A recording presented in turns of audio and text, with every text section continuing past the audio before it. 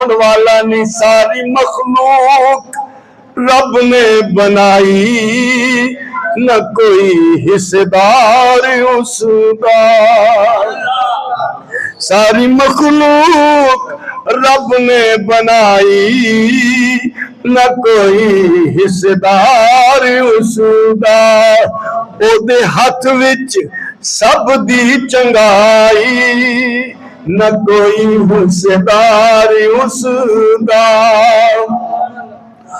ओदे हर वक्त हर जात डेरे, कोई राती सदे या सवेरे। ओदे हर वक्त हर जात डेरे, कोई राती सदे या सवेरे। हर एक दी करे मुश्किल कुशाई, न कोई हिस्सेदार उसका।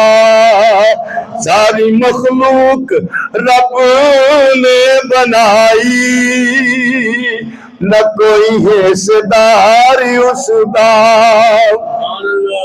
हक नजरों नियाज है खुदा दा, जेड़ा मालिक अर्ज़ो समादा। जो भी देना है को पुत्र देना है, वो किसी मखलूक दे नां दा नहीं, अल्लाह दे नां दा।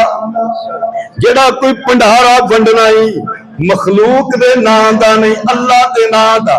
जेड़ी कोई देग देनी है, अल्लाह दे नां दी। मिठे रोट वंडने नहीं, अल्लाह दे नां दे।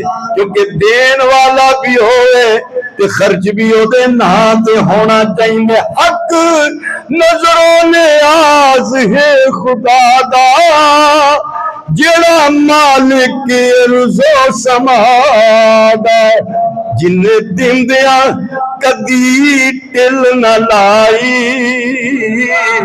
न कोई हिस्सेदार उसका। सारी मखलूक रब ने बनाई, न कोई हिस्सेदार उसका।